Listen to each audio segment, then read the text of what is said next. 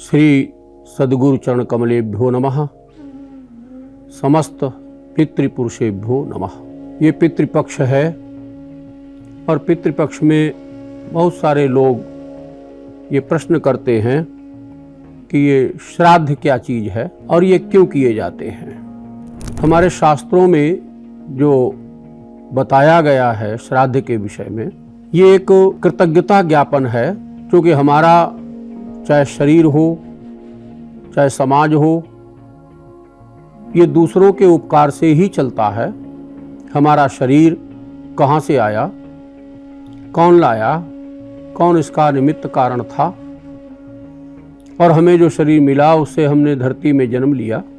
जन्म लेकर के हम क्या क्या समाज के लिए कर रहे हैं, अपने लिए कर रहे हैं, परिवार के लिए कर रहे हैं। तो जिसकी ये देन है उन्हें हम माता और पिता कहते हैं, और माता पिता का जो देह आया वो उनके माता और पिता से आया। तो न जाने कितनी पीढ़ियों के हमारे ऊपर उपकार होते हैं। जीते जी हमें श्रद्धा रखने की आवश्यकता होती है, हमें उपकार याद रखने की ज़रूरत होती है। हमें कब दूध पिलाया गया, हमें कब पानी पिलाया गया, कब हमारी मालिश की गई, हम बहुत नाजुक थे। तो इस समय का जो हमारे लिए किया गया कार्य, हमारे हित के लिए, हमारे स्वास्थ्य के लिए, हमारी माँ के रूप में, हमारे पिता के रूप में, हमारे बाबा के रूप में, हमारी दादी के रूप में, जिन्होंने हमारे ऊपर ये उपकार करके हमें पाला पोसा, उनके प्रति जीते जी तो हमें श्रद्धा रखनी ही होती है। उनका हमें अभिवादन भी करना होता है, उनका हमें सम्मान भी करना होता है। लेकिन जब वो उनका देह नहीं रहा तो उसके बाद जो हमारा जीवन चल रहा होता है वो जीवन उन्हीं माता पिता दादा दादी के उपकारों से चल रहा होता है। तो हमें उनके प्रति कृतज्ञता ज्ञापन करना, जिन्होंने अपना शरीर हमारे लिए गलाया, उनका दूसरा शरीर कहीं बिगड़ न जाए, क्योंकि हमें उपकार हमारे ऊपर किए गए हैं। तो हमारा उपकार ये बनता है, हमारा दायित्व ये बनता है कि हम उनके ऊर्ध्वगामी होने के बाद हम उनके प्रति एक अच्छी श्रद्धा रखें। हम उनके उपकारों को याद करते हुए उनके हम अपने को ऋणी समझें, हम ऋणी हैं।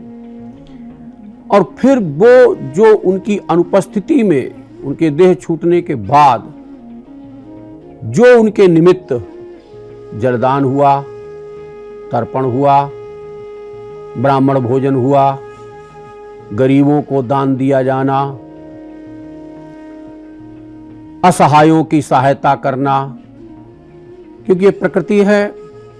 इसमें हमसे प्रकृति हर वक्त ये चाहती है कि आप धरती पर आए हैं तो आपका दायित्व है आप स्वयं पुष्ट हों और दूसरों को भी आप पुष्ट करें।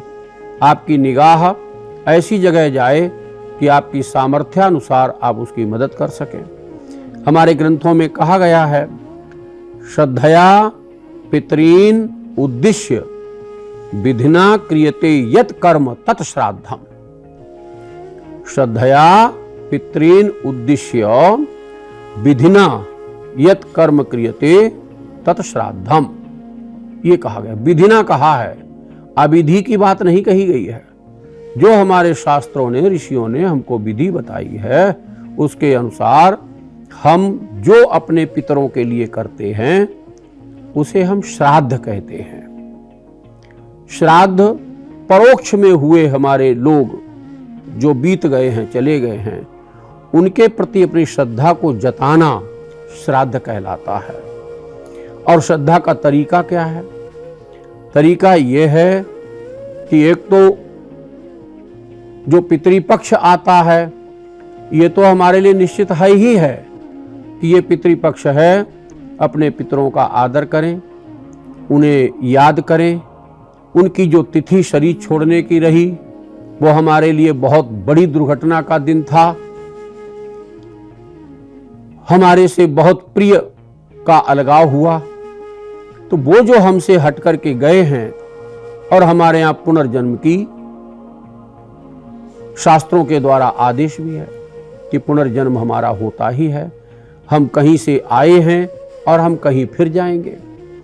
तो ये क्रम बना हुआ है। तो हमारे जो हमसे ऊपर के लोग चले गए हैं, हमारी माँ के रूप में, हमारे पिता के रूप में, हमारे दादा परदादा के रूप में, दादी के रूप में, नाना नानी के रूप में, ये जो रिश्ते हमारे थे, जिन जिन के उपकार हमारे ऊपर रहे हैं, वो लोग जो विदा हुए हैं उनके प्रति इन तिथियों में खासकर, क्योंकि अगर इन तिथियों में हमने श्रद्धा दिखाई, उसे हम श्राद्ध कहेंगे, और उसके बाद हमारे प्रति भी जो श्रद्धा बनेगी, हमारे प्रति जो श्रद्धा बनेगी, क्योंकि हम अगर श्रद्धावान हैं तो हमारे प्रति भी श्रद्धा होगी। यहाँ तो यही चलता है संसार में, हमारा जैसा स्वभाव है वैसे ही दुनिया हमारे लिए होती है।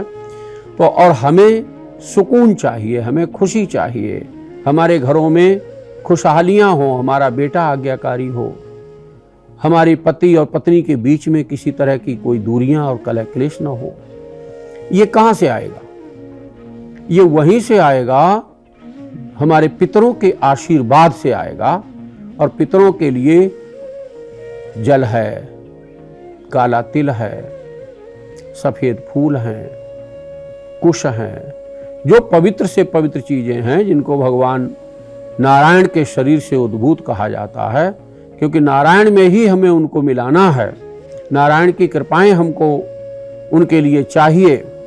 तो हम जलदान करें, और जलदान करते हुए उनकी तिथि पर हम जैसे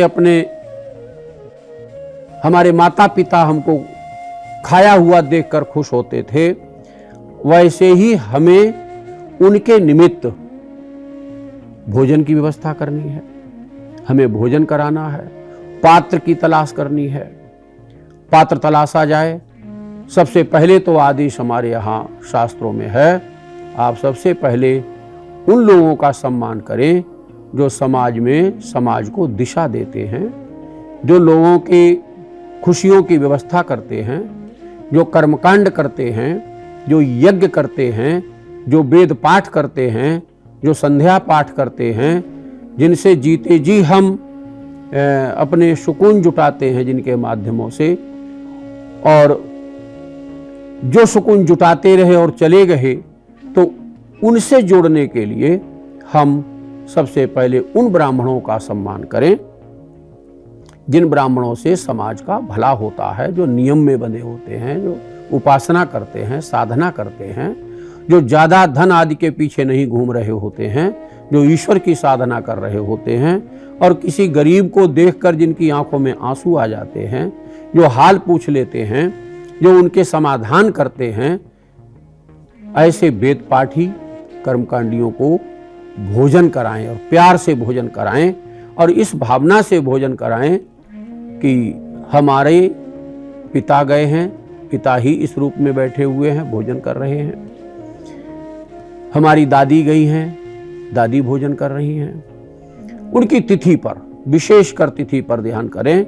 तो जो हमारे पितर जो विदा हो गए हैं, उनके प्रति हम पितृपक्ष में जलदान आदि करते हुए उनको जो ब्राह्मणों के माध्यम से हम जो भोजन कराते हैं, इसी को हम श्राद्ध कहते हैं। श्रद्धा के बाद आने वाली स्थिति को हम श्राद्ध कहते हैं।